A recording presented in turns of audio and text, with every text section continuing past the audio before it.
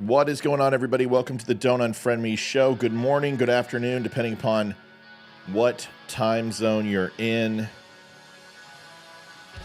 Figured it was a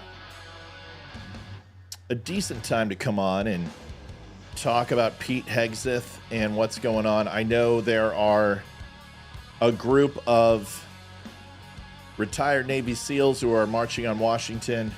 Going to go ahead and get their opinions heard. Unfortunately, I'm not able to go to Washington, but I can log on to the show, have an opinion, express it to you, and kind of dive into that this is the first crucial test of Donald Trump's presidency, and he's not even the president yet. It's important. This decision is important, and I think this. I hate to say it, and make it about this alone, but I believe that this decision right now that he is about to make will define his presidency. We're going live on Wimkin right now. Looks like we are green lit. Should have an echo starting here soon.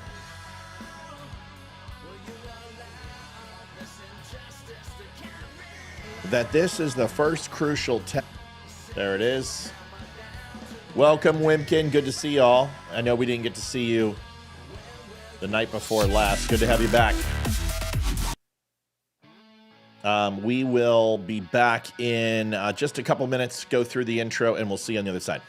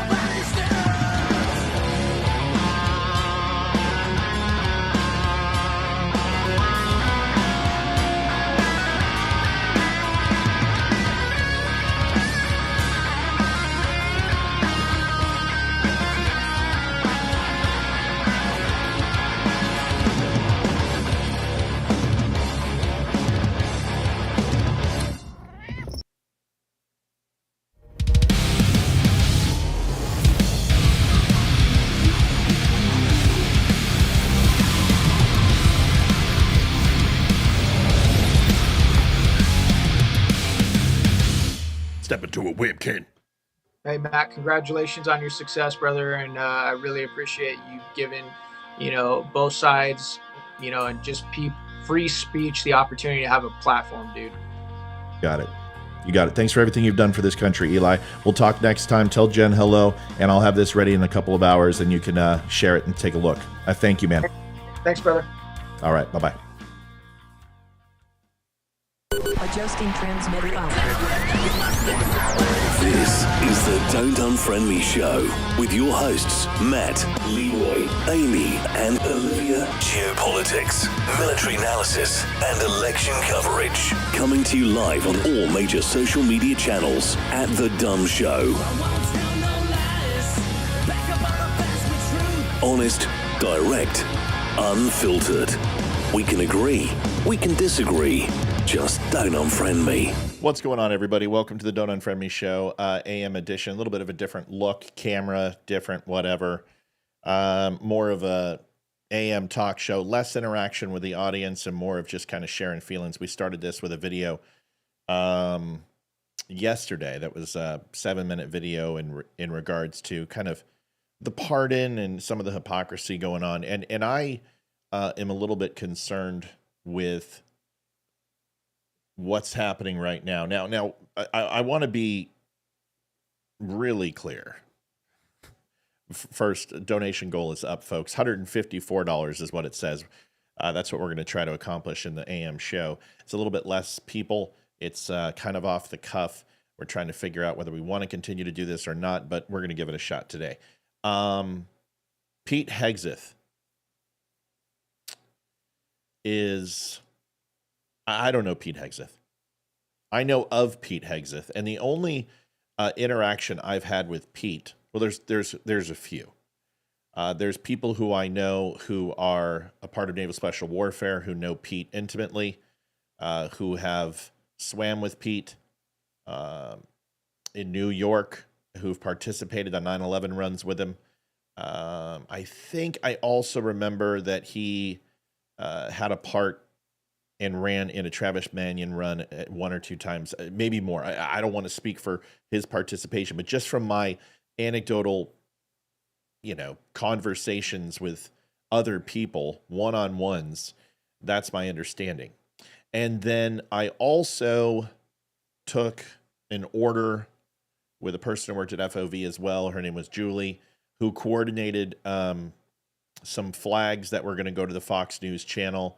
Dan Bongino, Sean Hannity, Laura Ingraham, Trey Gowdy, and Pete Hegseth was one of them as well, who was going to receive a flag. So we reached out to Fox, got their shipping information, and then sent a flag to Pete Hegseth. Now, whether he got that or displayed it, I have no idea. So my relationship with Pete Hegseth is about as deep and fulfilled as your own, probably just from Fox News, or maybe you read his book. Books, plural, or have kind of followed his career. And all of those things are true when it comes to my interactions with Pete Hegseth, which are few and far between. And all of them are secondary. I've never even met the guy. Which is strange for me to come on and say, all right, well, you know what? I stand with Pete Hegseth, because who gives a shit if I stand with Pete Hegseth or not? Probably nobody. I know my viewers care about that, and I know they have their own opinion, but me saying this doesn't change their minds or makes them more convinced or less convinced, because this is like endorsing a candidate for president. I'm going off what I want and what I perceive, and that holds little weight in the way of facts. So what I'm going to do is I'm going to do what I always tend to do, which is analyze the situation and tell you why it's important that everybody stands with Pete. The number one pressing reason is that this is a test for Donald Trump. There's a lot of people who go, oh, Matt, Donald Trump and someone in his staff watches your show. There's too many things that happened over the last 3.5 years in the election where you would say something and then immediately the campaign would switch. Some of that's just coincidental, because analyzing the numbers and looking that is not difficult. And if you have strong political advisors and campaign managers, which is something I understand very well, you're going to come to the same conclusion. But there are very specific things that I said that weren't related based upon poll numbers or conversations that you hear around the water cooler and stuff like that. That was specifically years of experience recognizing where the trends would go and seeing the forest through the trees that are not coincidental, that I'm confident that there are people at Fox News who have run across our show. I know that for a fact. I know it for a fact because there is a certain behavior when you're a writer or you're a commentator, that you create content that you know is your own and isn't seeded from another idea. And you put your stamp on those things, very similar to the Baltimore Bridge collapse. Nobody was covering it like I was. I'm sorry. I crushed every media outlet. I debunked all the conspiracy theories. I broke it down step by step of what happened, how it happened, and how it could happen. Doing research, knowing the maritime laws of shipping and open seas and harbor, listening and talking to captains of vessels, pulling experience from relatives and friends who worked in Dutch Harbor, making sure that I did not neglect to research every probable outcome without looking into it, and even the outcomes that were some of the most grandiose and elaborate hoaxes and conspiracy based, still giving them merit and listening to them. And I know for a fact that coverage was sampled by other channels and after the fact was used. No doubt in my mind. Do I care? No, not at all. It doesn't bother me. Now, if I'm still doing this 5, 6, 7 years from now, and I haven't been tapped by another channel or another station or syndicated, then I'm probably gonna, say this is just stupid. But as of now, I don't care about that. I don't care about our coverage on Ukraine. I don't care about our coverage on COVID. I don't care about the election, stolen election, and how we pushed against that for so long. And now everybody's in our corner and everyone's going, oh, yeah, you know what? I see the inconsistencies. I see how it could have happened. Now we'll change our stories. Dinesh D'Souza coming out and doing retractions for 2,000 Mules. All of this, whatever. Being right and having $4.25 can buy me one hell of a cup of coffee. Okay? But the one thing that took place in that 4 years is that I had Trump, President Trump. I was able to comment at least for a good 3.5, 4, 5 months, maybe a little longer than that, when it came to his presidency. And I was able to be fairly, not hard, but I called out some of the things that Trump did. And I most certainly did it for the first 2 years of his campaign. And how he presented himself from 2020 to 2022, that I was not a fan. And I stood on this show and I told everyone my opinion, and some people didn't like it, and I don't care, because I still advocated for his presidency. I encouraged his run. I supported him as president, but I called him out when he was dropping the ball. And I felt his message for 2 years from 2020 to 2022 was detrimental. It was. All the polls told us this. The people he backed in the primary I thought were horrible candidates, were a fucking joke. And I spoke my mind.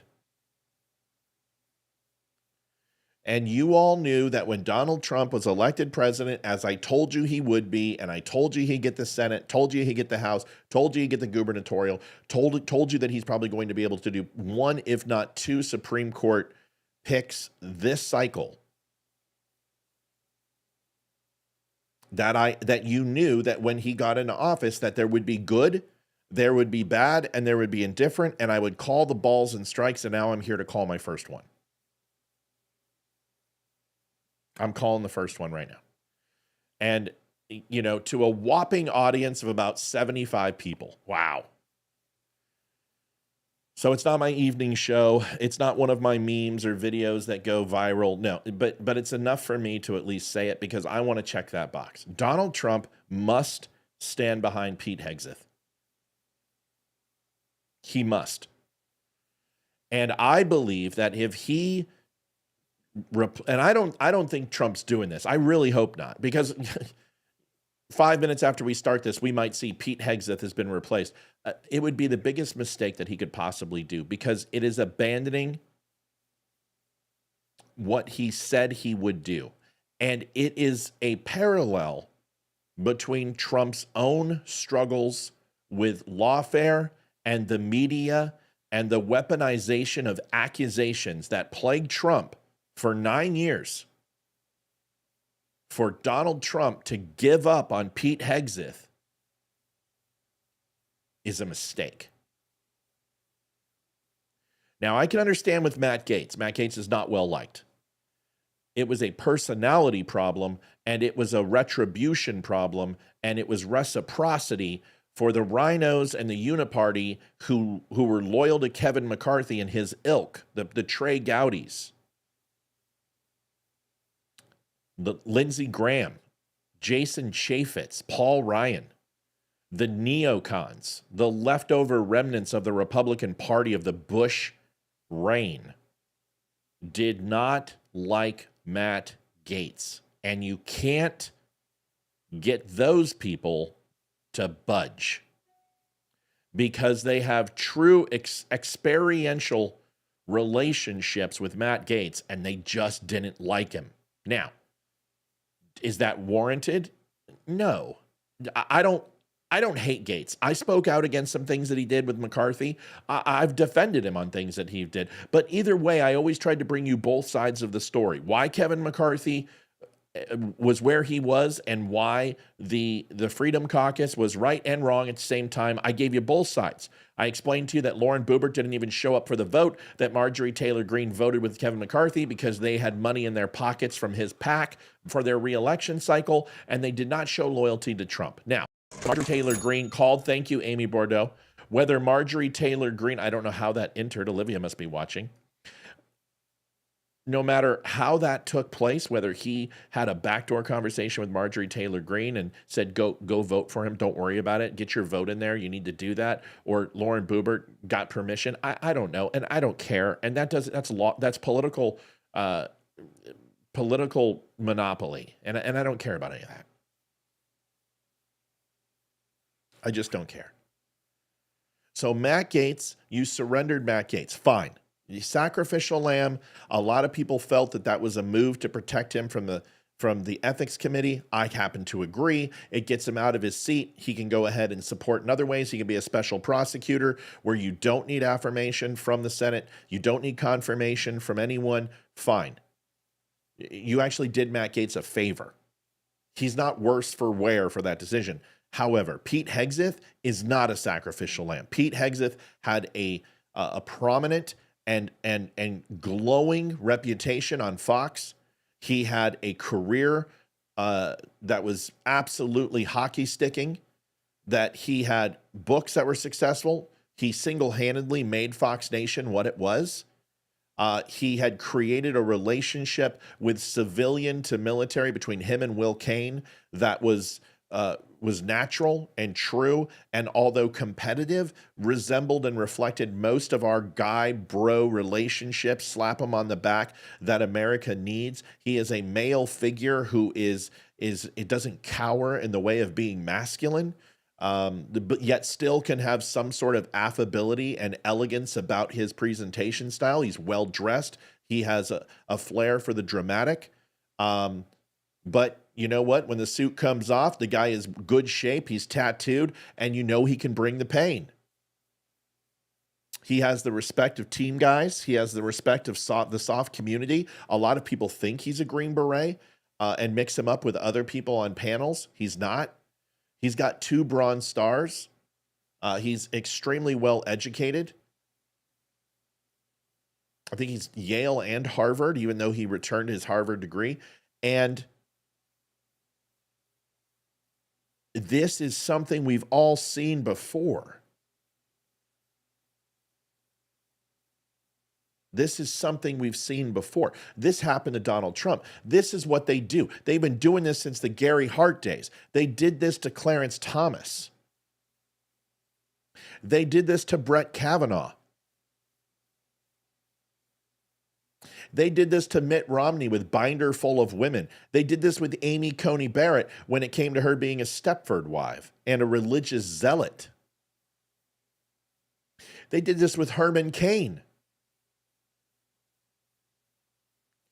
These sexual innuendos and these sexual misconduct claims are only in the most opportune moment for the opposition to gain traction. This is just like E. Jean Carroll. This is just like Stormy Daniels. A whore complains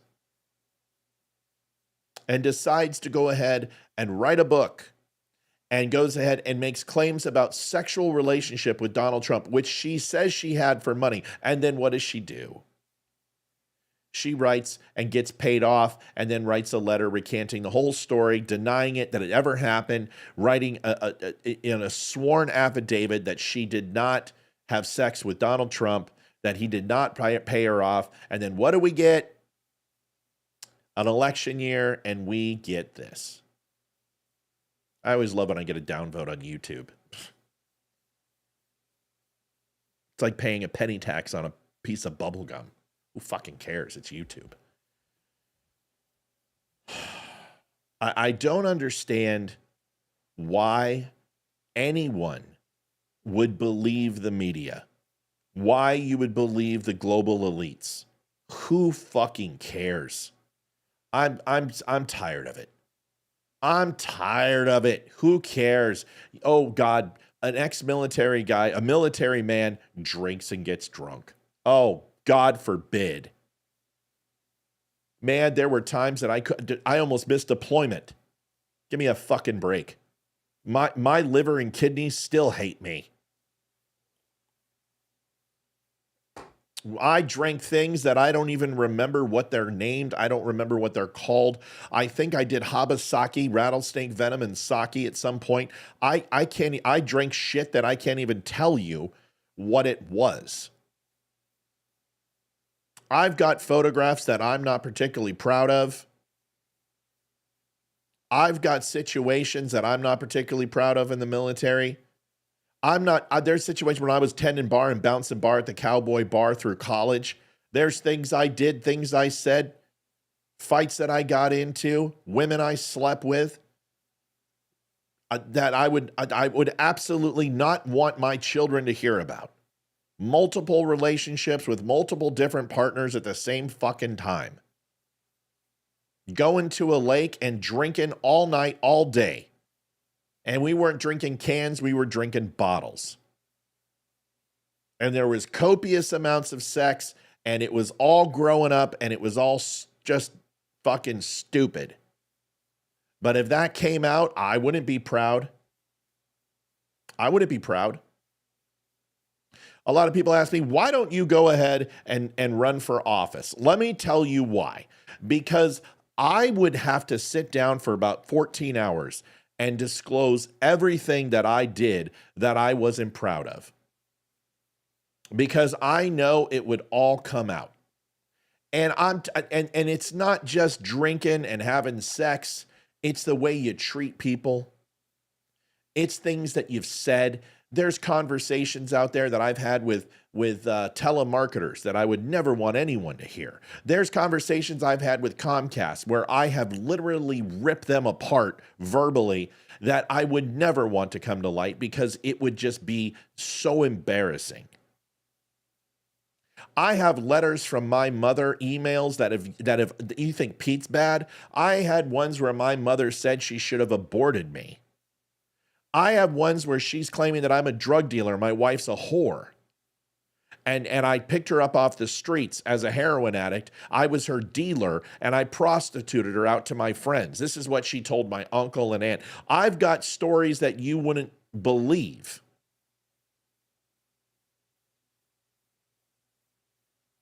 I've been fired from jobs. I've gotten in trouble. I have done drugs. I have done it all. And I will tell you that I don't fucking care what I did in the past after I have already made amends with myself and the people involved, that it reflects nothing except who I am today.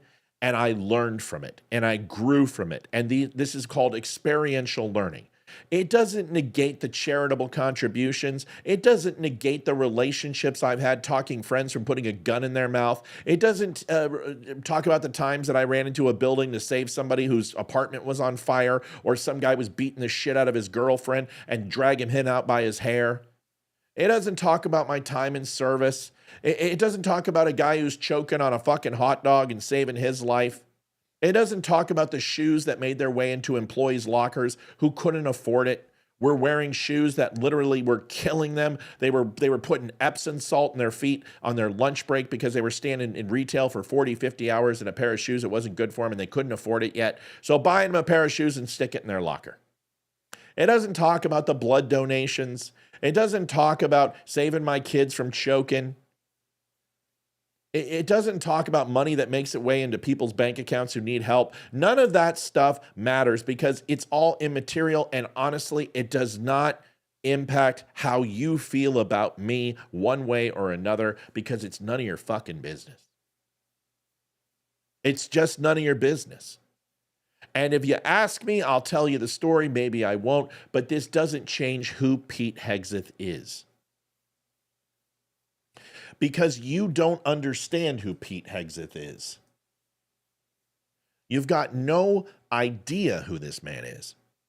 You have what he shows you on the teleprompter and the video, just like what I show you on the teleprompter and video, and you get to either take it or you get to leave it. But if you want to start getting into the moral turpitude or the moral fiber, or the conflictions that a person experiences every day, and the self-doubt and the angst and anger and loathing and the self-loathing, or the admiration or respect that they have, then you must immerse yourself in that person's life in more than just a few gleaming moments.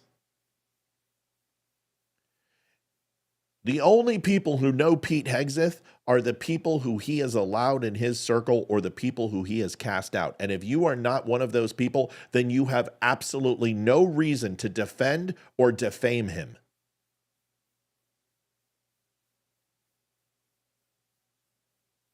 You've got no reason to defend or defame him. So the guys on the team who are going out there and marching for him, good for you. You've probably swam with the guy. You've broken bread with the guy. You've had a few drinks with the guy. You've shared something with him that you feel moved to defend him. That is different than judging him as either a good or a bad human being. You can only take your personal experience. You cannot tell me what he was like in 2000. You can't tell me what he was like in that hotel room with that woman, if that took place allegedly or not. You can't tell me what he's like when he's drunk. Because we all have demons. And I can tell you that I was a cantankerous son of a bitch on medicine. When I was taking the opioids, I was a horrible human being. Whenever my high was in, I was fun to be around and jovial and funny and energetic. But whenever I was gapped between the medicine of coming down and needing it from withdrawal, I was a prick.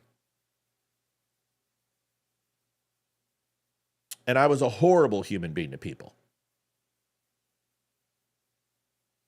But people who know me, maybe at work, would say, oh, he's one of the best bosses I ever had. But you didn't know me at home. You didn't know me outside of that, so you can't speak on it. The only people who can speak on Pete Hegseth's true character, who he is God, the people who know him best, or the people who were there during these times. And none of it matters. Let me tell you why it doesn't matter. Now, if he raped a woman, does it matter? Sure. He didn't rape a woman. That's not the accusation. The accusation is that he liked to put his pecker into women where he shouldn't and had consensual sex while he was married. Okay, that's wrong. Sure. And he has had to live with that. And he paid the ultimate price for it, divorce. I'm not going to judge him. That's not my place. Divorce happens. Infidelity happens. It's messy. It's ugly. And all of us can't sit here and pretend that our shit doesn't stink. Because here's the thing. We endow these people with omnipotent-like status in order to be our elected representatives. Why? Why do I want a synthetic DuPont plastic human being who has spent their life curtailing every single interaction of their life to perfection in order to run for office one day where they can never be castigated in anything but the illuminated light of heaven? That person can't relate to me. That person doesn't know my trials and tribulations. They don't know me struggling with addiction. They don't know when I raise my voice too much at my kids. They don't know when my wife and I've gotten into a pushing match. They don't know shit about shit. They're a synthetic, prosthetic, dead, lifeless person. And this is what we put into office. And we expect people to be perfect. There's only one remotely perfect thing on this earth. And it has nothing to do with men and women. It has to do with the belief in Christianity and God and representing that love is eternal, that love is a capability we all possess, but we also have the possession of sin and hatred, and we are constantly in a symbiotic relationship with both, and we are struggling to identify the path we want to walk to achieve one and leave the other behind. And in that struggle of perfection, we will never achieve it. We are incapable. We are humans. We are not God. We are sinners. We have the capability to hate and love. The diametrically opposed emotions and feelings are capable in all of us, no matter how we pretend. And that person who sits up on high in the political offices and says that I am a perfect human being and I am as clean as driven snow has the deepest, darkest secrets that have not been uncovered yet. And this is from Kennedy to Martin Luther King to Bill Clinton to Donald Trump, who is also an incontrovertible sinner and has done things that would be considered wrong. But I don't hold him accountable for doing those things. That is his responsibility. That is the law's responsibility. My job is, as a human being and as a Christian, is to recognize that he is a sinner and love him as best I can, especially when it is in my best interest as a patriot of this country to do so. I never wished ill upon Joe Biden. I never wished failure upon Joe Biden. Never. No matter how many times he disappointed me and let me down and betrayed this country, I never have wished ill upon him.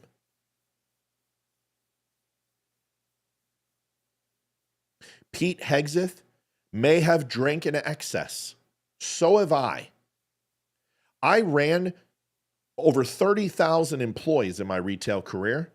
I oversaw P&Ls that were $2.1 billion.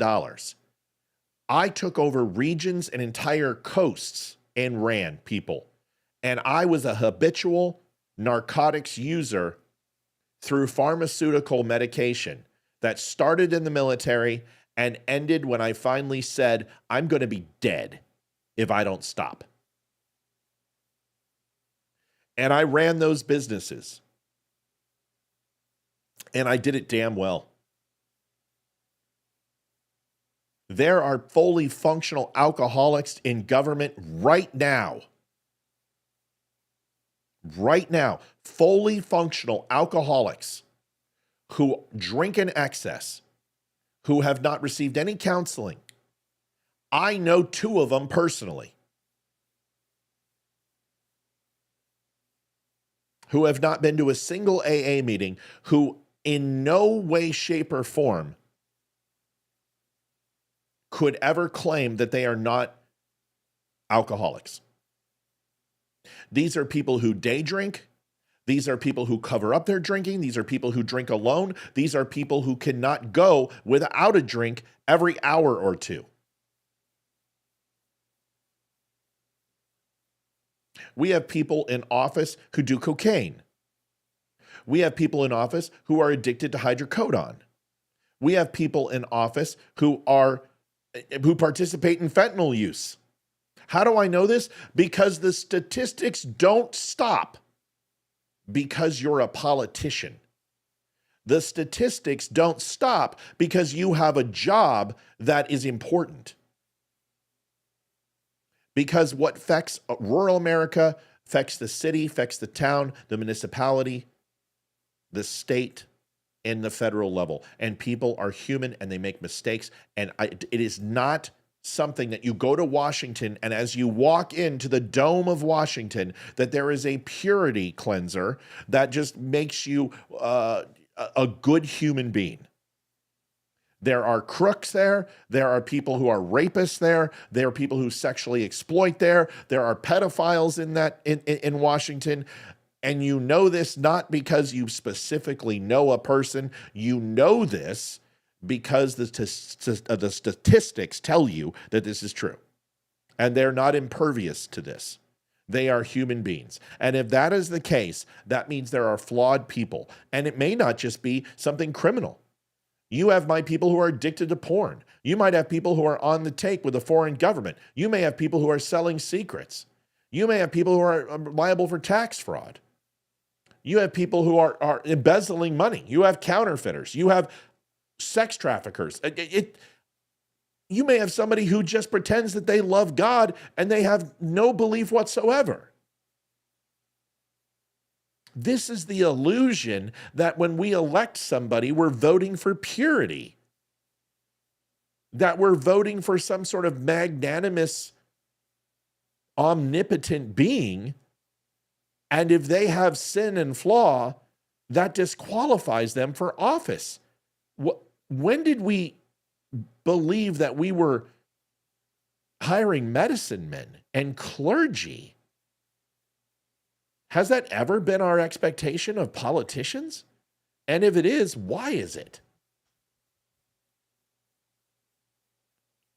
These people don't have anything special. They put their pants on the same way. They suffer from the same anxiety. They suffer from the same depression.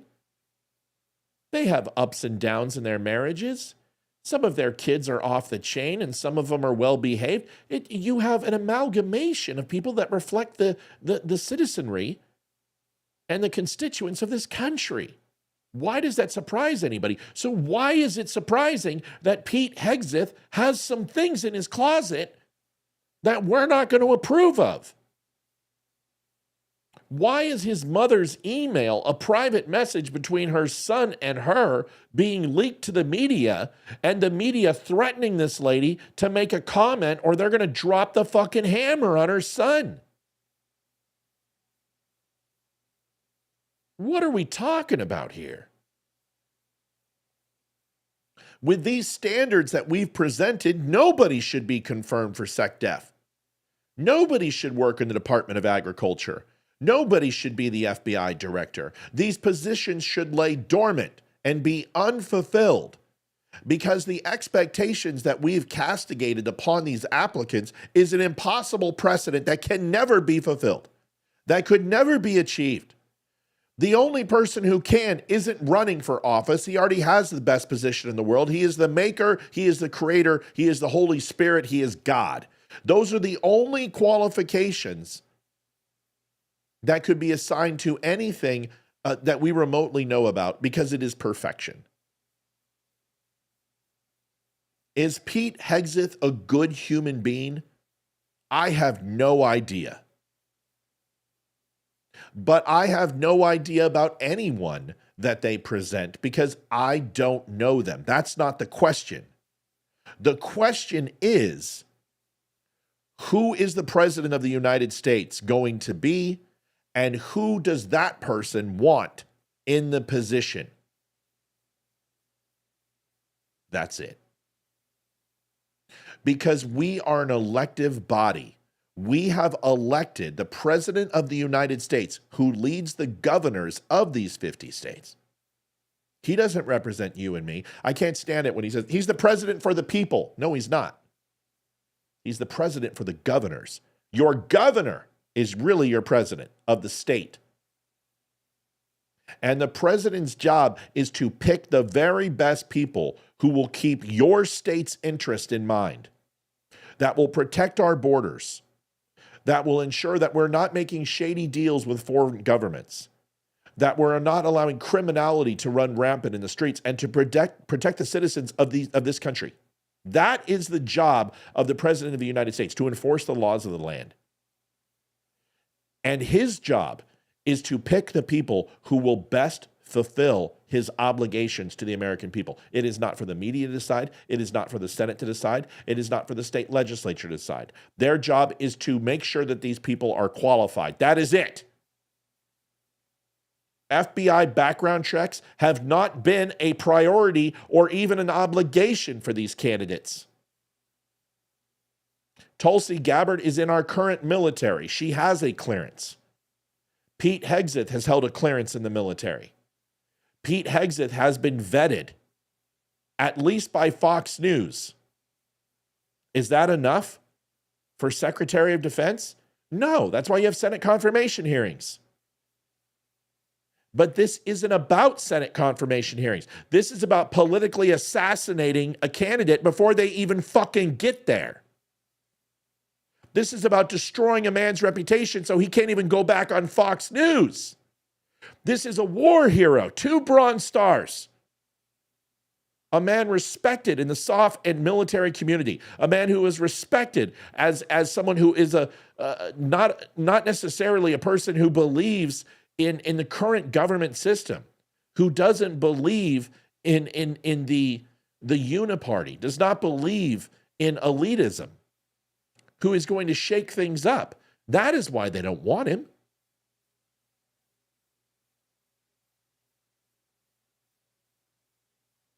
They don't want him because he's not going to give them forever wars. As a Secretary of Defense, he's going to question what happens with Russia and Ukraine. He's going to question what happens with Israel. He's going to make sure that we just don't get into conflicts for the sake of it, that he's going to focus on China, that he's going to focus on building up our military, that he's going to address hypersonic missiles and our entire plans to have naval aircraft carriers be our platform of defense for this country, when now there are hypersonic missiles that are a serious threat to taking those out within minutes of any conflict that takes place. Pete Hegseth is going to focus on that. We're going to have to build some defense systems that are going to protect our fleets. We're going to have to move away from our dependency of manned aircraft and move into the drone game. We are going to have to go ahead and express a different type of style of defense when it comes to our aircraft carriers and what their AOR is. The biggest threat to the United States right now is China. Maybe not today, but within 10 years, it will be a threat because militarily, they are building their military to counteract ours. And anyone who has that ability is considered a threat. This has nothing to do with confirming Pete Hegseth. That is taken care of in the Senate confirmation hearings.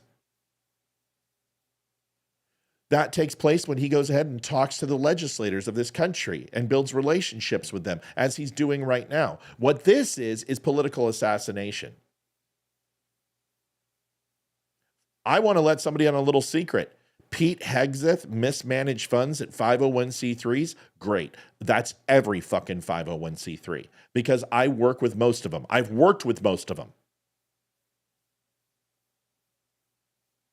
I either have third or second party relationships with most of them, whether it's Burbiz or whether it's going to events in DC and black tie events. The relationships that I've created over 2 veteran-based companies with 501c3s is that there is malfeasance in 501c3s. And with a big enough microscope up their ass, you will find mismanaged funds in every single 501c3 on the planet. Yes, even the Gary Sinise Foundation. Matt, how can you say that? Gary Sinise is a hero and he's done amazing. Yes, he has. So's Tunnel for Towers. But if you found out, based on your personal principles, where that money was spent, some of you would disagree with it and say that's a mismanagement of funds. How do I know this? Does anyone, have you guys even heard of Wounded Warrior Project? Go look at Wounded Warrior Project's reputation 12, 15, 10 years ago. Now look at it. Someone started diving into their 501c3 practices and said, well, that's not fair. Why is made up number 57% of their overall collection going to marketing? Why is 30% of their overall going to CEOs and staffing and labor? Why is only 13% of that dollar that I give going to veterans? Is that right? Well, according to my standards, it's not. So they're fucking thieves, and we're going to castigate them out from society and say that Wounded Warrior Project is the devil. Well, you better do that with the Purple Heart Foundation. You better do it with Pause. You better do it for Tunnel for Towers. You better do it for Gary Sinise. And just because maybe they give more, there's something you're not going to like. Oh, well, maybe they had a junket for all their their donors. And they all drank Grey Goose. And they had caviar and $200 plate dinners. Well, they can't do that. That's against my standards. They're fucking castigated out from society. Whatever good they did is now gone. So fuck Tunnel for Towers. Any 501c3 that I'm naming right now, I'm not accusing of that. The only one I'm saying is Wounded Warrior Project, because that's what happened. Numbers may not be 100% accurate, but you get the gist. So who is to say that any of these 501c3s are on the up and up? I know a company that created a 501c3 as a tax fraud to hide their money, and literally took money from one company and funneled it through their 501c3 to avoid taxes. Anybody who knows my work record can figure out who that is.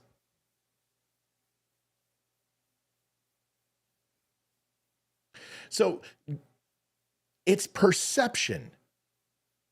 And your moral code does not get to apply to everyone. Your moral code is for you and for the people who you influence. And if you are responsible for kids, you have every right to instill your moral beliefs in conversation and upbringing to your children. You do not get to tell Pete Hegseth how much he gets to drink. That's his job. And the people who surround themselves with him and employ him get to decide when enough is enough, not you. Holy shit, there were nights that I was putting down a fifth of whatever. Who gets to tell me, oh, you drink too much? I was drinking too much. But I could also go ahead and have 5 shots and 4 beers and be absolutely fine. It's not your job. Your job isn't to judge. Your job is to live your life to the best that you can and influence people around you and leave them better than you found them. But we've forgotten that. We think it's okay because Pete Hegseth has had a messy life and he likes to, oh my God, he likes to have sex. God forbid a man likes to fuck women. Oh! Horrible. Horrible. What a sin. I like to have sex all the time. 50 years old, I'm going to be going when I'm 80. Does that disqualify me from being a good human being, that I'm loyal to my wife and that we still copulate? That's something we should applaud. Pete Hegseth slept around, allegedly. Okay. Why don't you open up your life? Why don't you go run? Why don't you put your name out there? You won't. And the reason why you won't is because you don't want to have that scrutiny cast upon you. So why are you doing it to somebody else? The Purple Heart Foundation provided my wife and I with a desperately needed roof on Veterans Day. Yep. We worked with the Purple Heart Foundation several times. We made a lot of their awards and flags. Also worked with them when it came to Valor. Purple Heart Foundation's fantastic. Purple Heart Foundation is an amazing 501c3. But there are people who will look at their records and go, oh, I don't like this. Therefore, there's an impropriety. Look at Wreaths Across America. Wreaths Across America does nothing wrong. They just put wreaths on soldiers, airmen, Coast Guardsmen, Marines, sailors' graves. But some prick who I destroyed in my first year of doing shows, and I did one of my shows that went viral, crushed this douche plow. I don't even remember his name. He's not even around anymore. Is all he does is shit on things that are good. And he said, well, there are Islamic people and Jews who don't agree with the Christian sentiment of the wreath, which goes back to the 1300s in regards to the sacred wreath and the wreath of fire, which is a Christian pagan, who fucking cares, and says that these people don't want it. And these Muslim families and these Jewish families are like, what? No, this is fine. This is a beautiful thing. And this guy goes and rallies against wreaths across America. Why? Because there's money in it. Why? Because he's going to get clicks. Why? Because he's a douche. The cynicism that we have nowadays, and listen, I'm a cynical person, but at least I'm consistent, and I'm that way with everybody. These people who are in it for themselves to destroy when somebody does something good. Pete Hegseth has done more for soldier suicide and veterans than just about any person that I know on the stage. It's like Gary Sinise is up there. Pete Hegseth is up there. They are some of the two of the biggest that you can see in this game. The Rock has done a shit ton for veterans, but he doesn't even have the prominence in it as Gary Sinise and Pete Hegseth and a few others.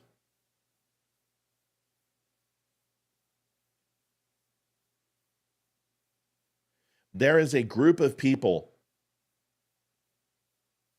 There's a group of people who are systematically trying to destroy President Trump and his cabinet and his picks because they want a forever war. Lindsey Graham, fuck him. Lindsey Graham wants to go to war with whoever they can. Pete Hegseth wants to protect the frontline soldier. He doesn't want to protect the defense contractors. He doesn't want to defend big government. He doesn't want to protect defense bills. He wants to have a populist ideal around this country, around nationalism, which is antithetical to a populist standpoint. He wants nationalism. He wants to care about the United States. He wants to protect our borders. He wants to have a strong defense, and he wants the ability to thump anyone who fucks with us.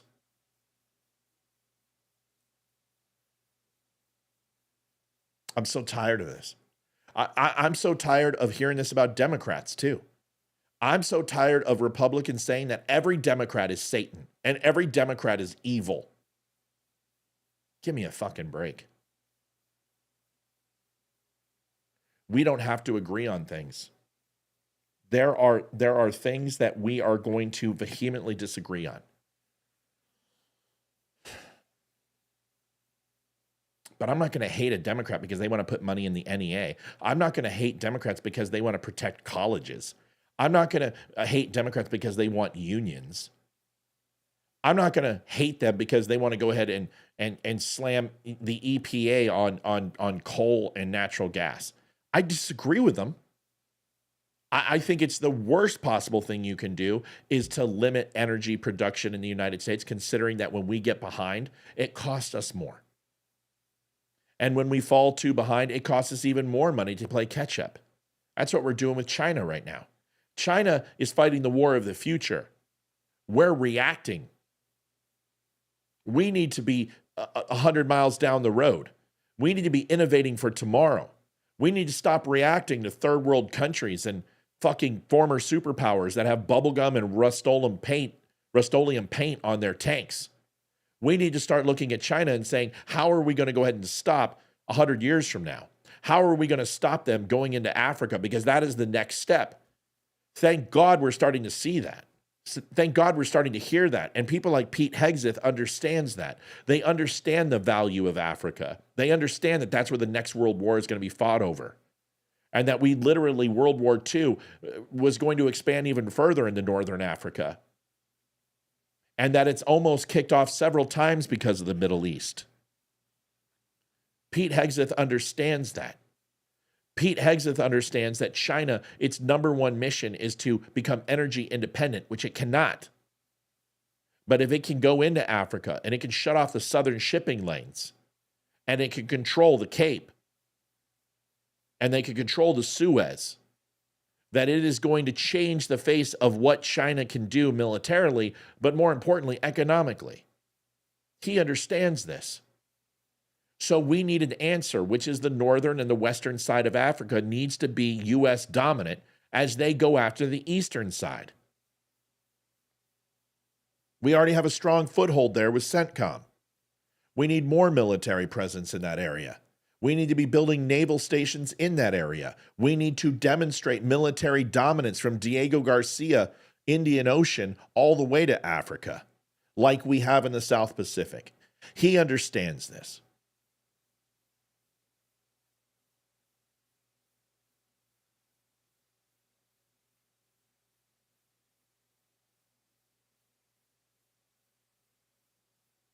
Donald Trump has one obligation, and that is he has a mandate. He's not running for re-election. Fuck the media, fuck the senators, put them on notice, make them vote against Hegseth. Put him there, let him sit there, and let him do what you hired him for. Let him answer those questions. Let him look those chicken shit fucking senators in the eye and take it right to them. Yeah, I'm pissed. Donald Trump, stop trying to win popularity contests. Stand by Hegseth. Stand by Gabbard. I don't like Gabbard. She hasn't earned my respect yet. She was one of the most obnoxious lefties in Washington 2.5 years ago. Because you come over and bail on your side. No. It took me almost 5 years to respect Dave Rubin. It took me a few years to show respect to Megyn Kelly. Now I fervently defend Rubin and defend Kelly because they have demonstrated that they are truly on the side of not Republicans, but the Constitution of these United States and this country. And that is what I want. And there is no better candidate than Pete Hegseth. I don't care. I know there's generals out there that are more qualified. I know that there's senators out there that are more qualified. I understand that there are people who have been in the chain of command who are more qualified. I don't want them.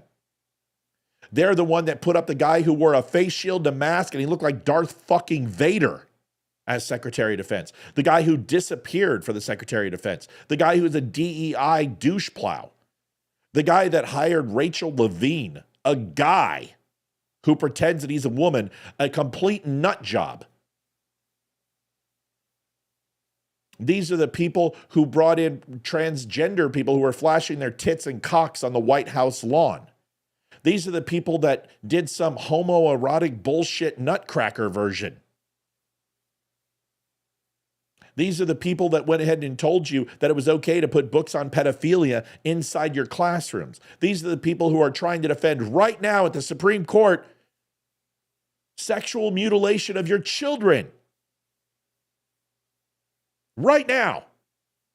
You got Ketanji Brown Jackson saying that not allowing sexual mutilation of your children and chemical castration is akin to racism in the 60s.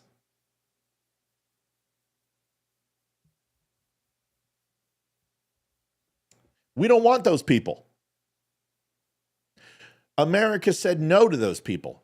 America repudiated those people and castigated them out from the electoral system. They gave us the House. They gave us the Senate. They gave us the fucking White House. They gave us the gubernatorial. They gave us the SCOTUS.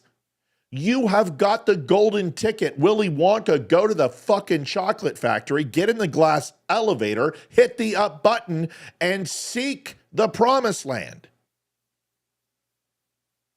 Charlie, you won. You won. Go make Wonka Land great again.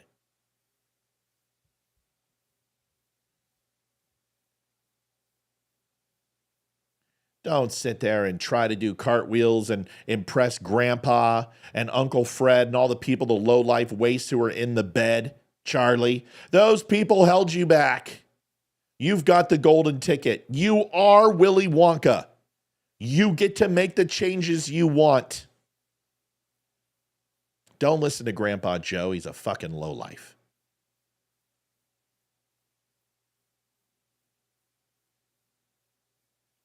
tried to make a Willy Wonka reference work.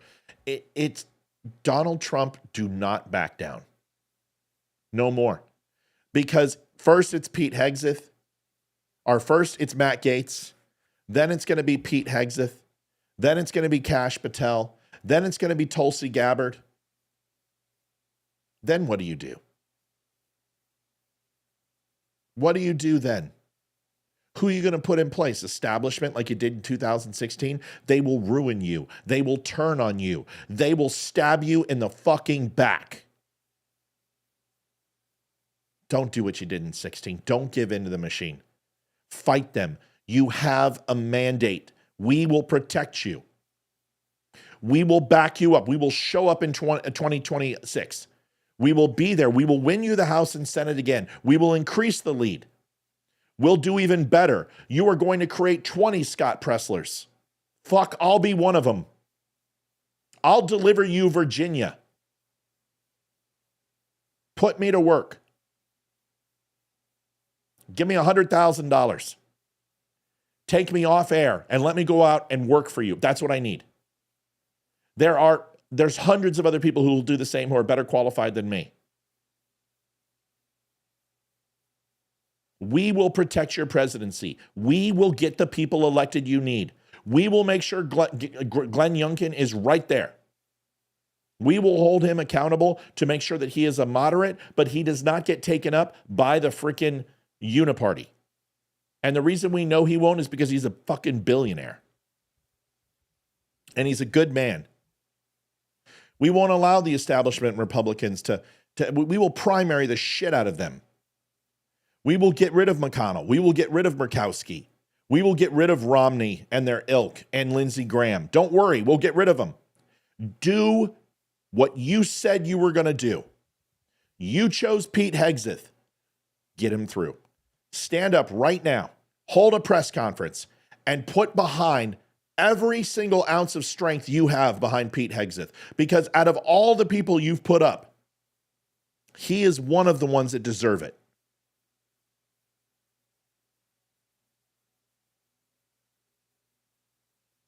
He's the one. He is salt of the earth. He has stood by you and defended you and protected you on national broadcasts. He has defended you in his book. He has defended you on every podcast. He has never strayed. You owe him your loyalty. Donald Trump, this is the time that you show that loyalty really means something to you. Because you say it all the time. You say that loyalty is the most important thing. Fine. They have demonstrated when you were not the president, loyalty to you. They owe it to you when you're a president. Fair enough. You serve at the pleasure. But when you were not a president, Pete Hegseth stood by you. When he didn't owe it to you. You now, as president of the United States, need to pay him back for that. Don't abandon him. He's not going to quit. He's a fighter. His mom came on TV on Fox today and explained what happened. He is not the man he was 7 years ago. I'm not the man I was 7 years ago. And Donald Trump, you're not the man you were 7 years ago. Because 7 years ago, we all know it. We know what, well, maybe not 7, but 11, 12, 13 years ago, we know what you were doing. And you know what? We don't care. Christians have let that go. We understand you're not perfect. Pete Hegseth is not perfect. And if your expectation is that people you nominate have to be perfect, then none of them are going to get qualified. None of them are going to pass this shit show. None of them are even going to get to the Senate. Because they're going to disqualify your picks before they even arrive. They're going to be DOA.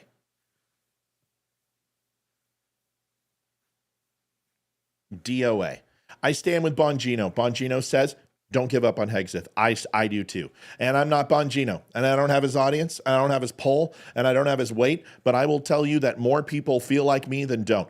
Don't listen to the 2%. You're never going to win them over. They're never going to vote for you. They're not your constituency. We are. I had my hesitations about Pete Hegseth, but none of them came from personal. I had to look at his experience and research, and when I did, I said, he's good enough. If Dick fucking Cheney can do the job. Pete Hegseth can do the job.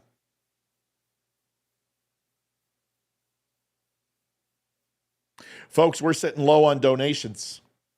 Need some help if we're going to make this work. See what you can do. We would appreciate it. I don't know what's been entered and what hasn't, but we always appreciate keeping the show free and clear of any type of influence. The way we do that is by your donations. You go to thedumshow.com/donate. We have a very moderate goal every morning. Something we could hit. We're going to see what's going to happen. I don't know what's going to happen. A lot of people say that Pete Hegseth is not the right choice. A lot of people say that Mohammed Oz isn't the right choice. A lot of people say RFK isn't the right choice. Until we have confirmation hearings, nobody should be making decisions on anybody. These are people nominated by Donald J. Trump. Distraction? What distraction? Everyone's like, oh, this is too much of a distraction for Donald Trump. You know, if I was Donald Trump, you know what I'd say? Is he in a confirmation hearing? No? Then I don't fucking care. Until they sit down and ask him the questions, we shouldn't be judging. Thank you, Kim. We shouldn't be judging who he is. Not until we have a Senate confirmation hearing. So put him up there. Let's go. Let's go. What are we waiting for? Let's get his cabinet approved. You're wasting time. You want to be worried about something? Be worried about Joe Biden giving $1 billion to Africa, that he just protected 42,000 workers to work from home. So when Doji and Vivek Ramaswamy and Elon Musk start reporting that these people working from home and demonstrate their productivity is less, that they're not going into the office, can't be terminated for that. Look at what Joe Biden's doing. Watch him when he does this, when it comes from what he's going to do with his pardons. Why don't we focus on the shit that really is important, the damage that Donald Trump is going to have to undo the moment, because they're trying to future-proof it from Trump by using every executive order without any legislation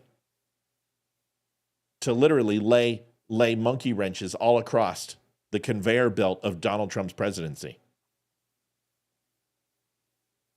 I will tell you right now, with everything in my soul, if he does not stand behind Pete Hegseth, I am going to fucking bash Trump like you have never heard me bash Trump before. And I may lose I might lose viewers. I don't care. Because, damn it, you have to agree with me. Infidelity? Hello? Trump, really? Mismanagement with funds? How many bankruptcies do you have, sir? With respect. I know you've had like 298 successful businesses with your name attached, but I also know that you've had a few bankruptcies too.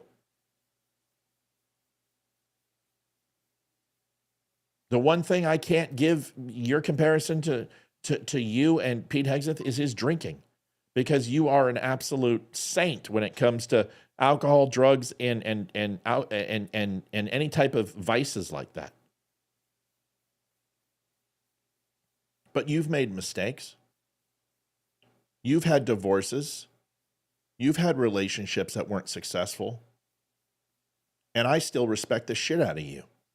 I'd let you stay in my home. I'd break bread with you.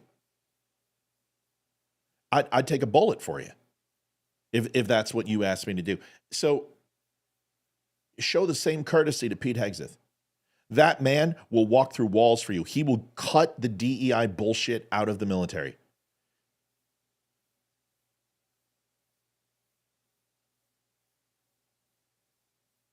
He will fix the things that are broken inside the military. He will have the respect of the rank and file.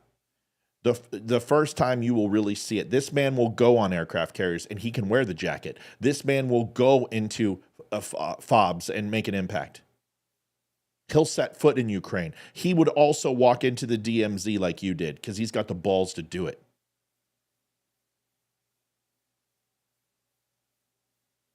I promise you, sir, if you don't back Hegseth, who is your pick, by the way, not ours. We didn't tell you to pick him. You did.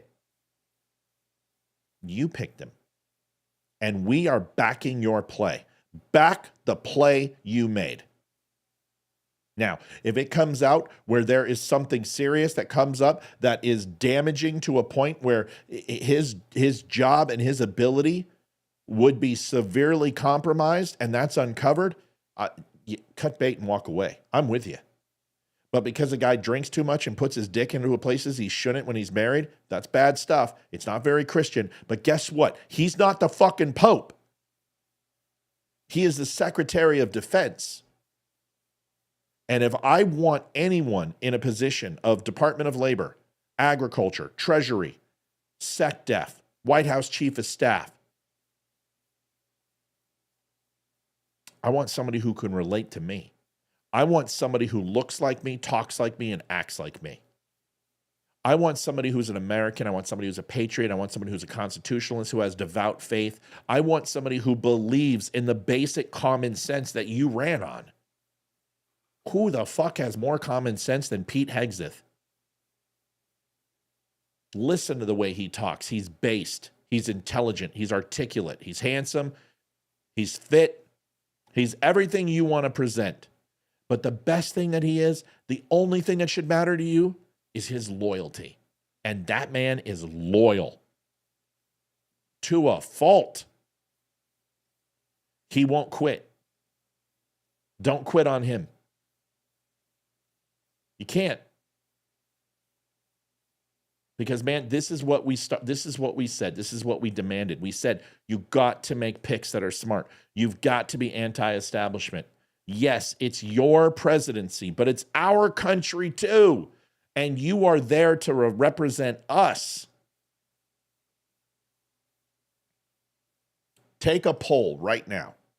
Send out, you've got 37 million emails of Trump supporters who have actively donated within the last 4 years. Send out a poll. Should I back Pete Hegseth? And I fucking guarantee it's going to be 93% in favor. 6%, I don't know, and 1% of no. Send it out right now. I challenge you. I would love to see that. Ask your constituents. Do what you did during the poll. You did on True Social. You would ask our opinions. Hey, what do you guys think of this? What do you think of this? Should I do this? What do you think of tariffs? What do you think of my position in the here and there? That's what you do. Go on True Social. Should I back Pete Hegseth with everything I have? Resoundingly, you will hear yes. And the people you respect, the military people like me, the people like Leroy, the people who will come out with Hegseth's vote and vote for him, you've got 100 SEALs marching on D.C. right now, 100 of them. By tomorrow, it'll be 10,000. By 10,000, it'll be 100,000. After that, it'll be 1 million if you ask for it. You ask your people right now, send out an email. Every single one of us, call your senator. Call your congressman, your state legislature. Tell them you need the support to get Hegseth pushed through. Make a shitstorm out of this. This is why you were hired. This is why we want you there, to tell the fucking establishment to go to hell.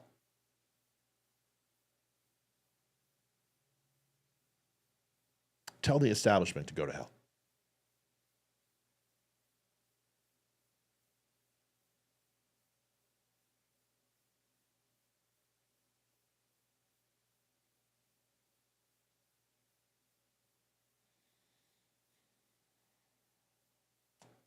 Ron DeSantis is Secretary of Defense? No. That's not the answer. And I like Ron. Everyone knows I like Ron. I think Ron's great. He's not SecDef. That guy's not going to instill fear in anyone. Pete Hegseth? Yeah. Hegseth is going to make people question. A guy with 2 Bronze Stars means he has balls over brains sometimes. That's the guy you want. Frank, thank you for your donation. Appreciate you guys trying to get us as close as we can to the number.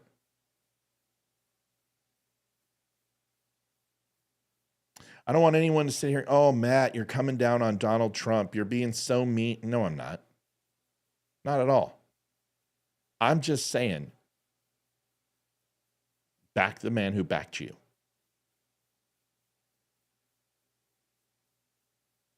Back the man who backed you. Because if Donald Trump doesn't show loyalty to Pete Hegseth, I will say it right here as loud as I can. He has loyalty to nobody but Donald Trump. I'll say it. I'll say it. When Nikki Haley left his administration, he had nothing but glowing things, called her the best ambassador to the United States that's ever had the role. Look what he did to Kayleigh McEnany. Look at how many others he turned on. Now, I'm not there. I don't know why. But for some reason, if you say anything, that's probably why I'll never work for the man, because he'll go and look at this and go, oh, man, he's not loyal to me. Motherfucker, I'm loyal to the country. I'm loyal to the Constitution, and you are a person who believes the same thing. My loyalty ends when you betray the voters. And it's not one decision. You could not back Pete Hegseth, and I would say, okay, Trump has no loyalty to anyone but himself. But that doesn't mean that I'm not saying you can't do the job. I'm not saying that I'm not going to cheer you on when you do it right. But if anyone asks me, Matt, what do you think Trump's biggest fault is that he does not demonstrate the loyalty that he demands from other people. That's the truth. Prove me otherwise. He has to show loyalty to people sometimes. Yes, he's the president, and yes, I get that. But you got to demonstrate loyalty if you expect it. And Mohammed Oz doesn't deserve your loyalty. Mohammed Oz is a fucking transgender, transitioning and kid supporter, anti-Second Amendment. He's a douche. Why the fuck? And pro-COVID. Pro-vaccine and pro-mask. And shutdowns and lockdowns.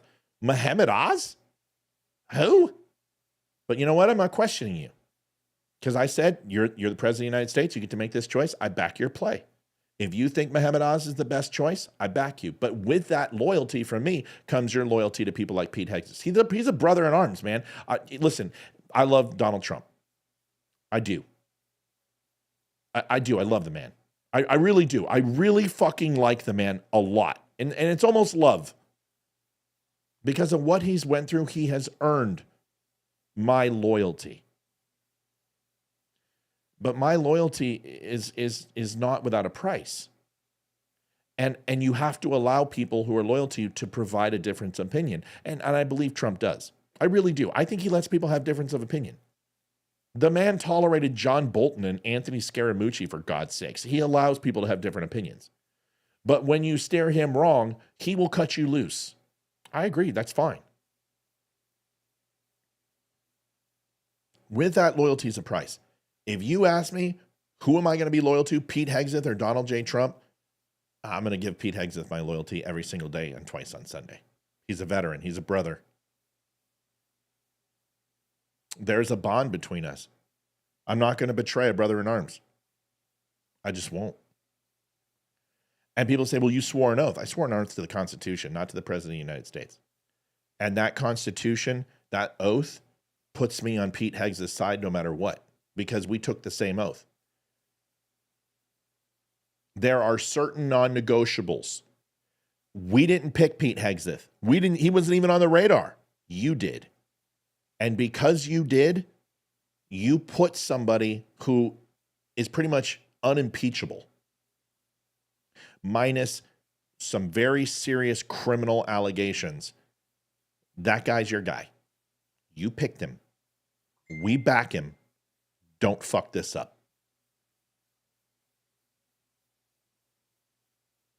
That's the best argument I can make. But who feels the same way? Who doesn't? Matt, you're crazy. You're crazy, Matt. You're crazy. You're nuts. Who thinks? Just let me know. I'm interested to hear it. I really am. I really want to know. Am I way off? Because if he Tulsi Gabbard, you picked her. Everyone knows. I said, watch out for her, man. I don't know if I trust her completely. She's socialist progressive. She was the second most progressive legislator in Washington outside of Kamala Harris. But you picked her. She's a veteran. She holds a current clearance. She's been vetted. I got to back her up now. You picked her. She's a veteran. My show is about veterans. My show believes in veterans. I think companies need to hire more veterans. Who am I to sit here and turn my back on a brother and sister in arms right now? Do I think Tulsi Gabbard's the best choice for DNI? No. No, I don't. But you made the choice. And you can't abandon them because it gets tough. You can only change them out unless there is a reason that disqualifies them. And them drinking too much or having a divorce or an extramarital affair or getting on a flight list for 2 minutes and then taking off? No, those aren't the reasons. Let them go through confirmation. Stay out of the process. Let them handle it. That's why you hired them. You know, pardon me, I would love to work for Trump's campaign, but I don't know if I could. I got to know that somebody's got my back. If you want me to be effective at my job and truly make change, I got to know that when I make change, that you'll back me up, because the change is me to begin with. You hired people and promoted people who were outside the normal. You knew that was going to be the number one change that was going to have to take place before they even took the role. The change is them itself. Is you're changing Washington by putting people who deserve to be there, not people who buy their way in or lie their way in. You picked Pete Hegseth because he's a change agent, and the change is him getting the role. That's the first change that takes place. Don't bail on him when the change is about to be made. You're putting these guys on notice and saying, I dare you to vote against my picks. Why would you change? Now, you know what's hilarious? Donald Trump might call in right now. God knows he won't, but if he did, and he's like, dude, it's all fake news. Maybe he's not. But Donald Trump's administrations aren't leak proof. And if somebody like the Wall Street Journal is putting out, which is not a shill publication, Wall Street Journal's been fairly fair to Donald Trump in a lot of ways. There's things that they do that I don't like, but they've been fairly fair. It's pretty good chance. Okay? Pretty good chance that he's floating that out there to see. The reaction is, don't fucking do it.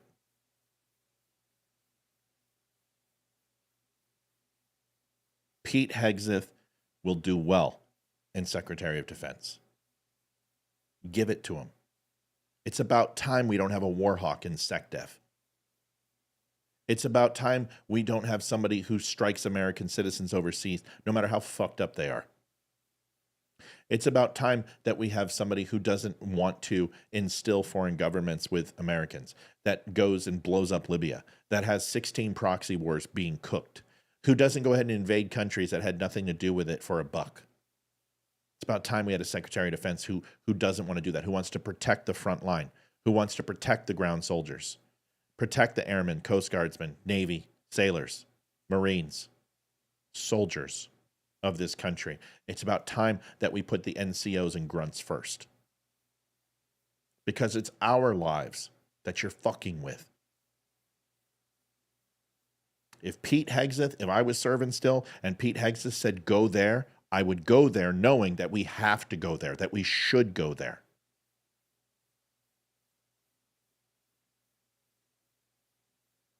Arthur says, I voted Trump in and I need to back what he thinks he needs. He needs Pete Hegseth then because he nominated Pete Hegseth. And the only reason he would take Hegseth out is because of the media and the elitist push to remove him. That's it. So I back Donald Trump's decision to have Pete Hegseth be the SecDef. That's it.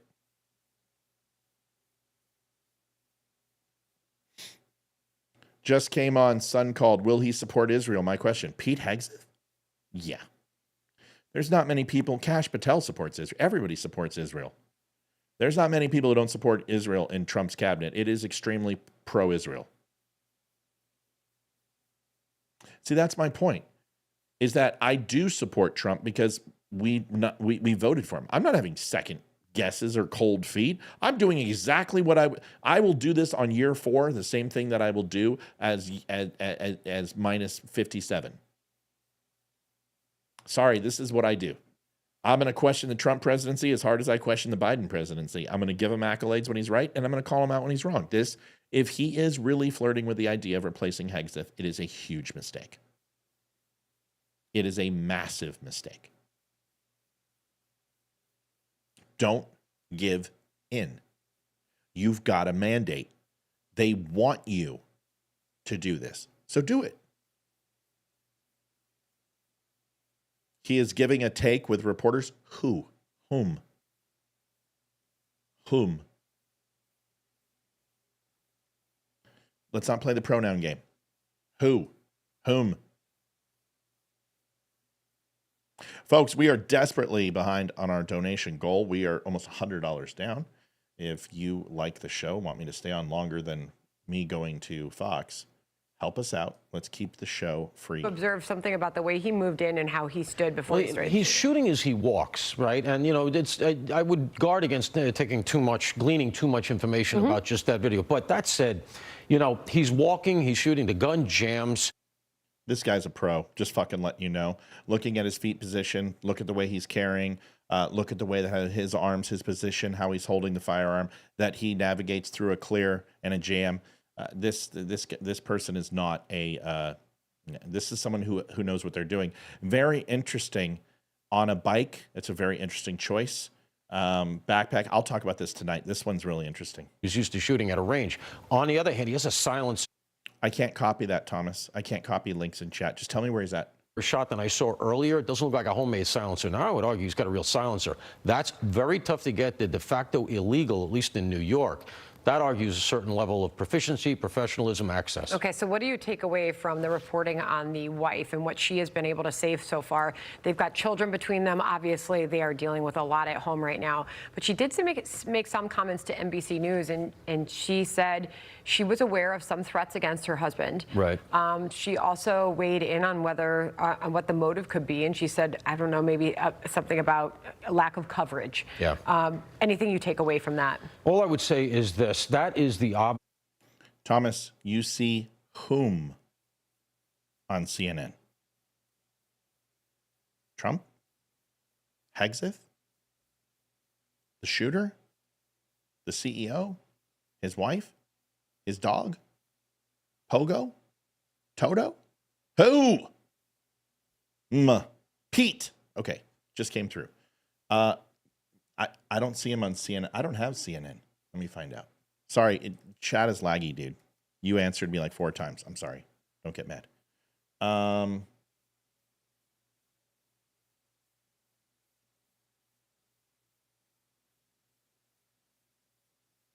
Pete, I got it.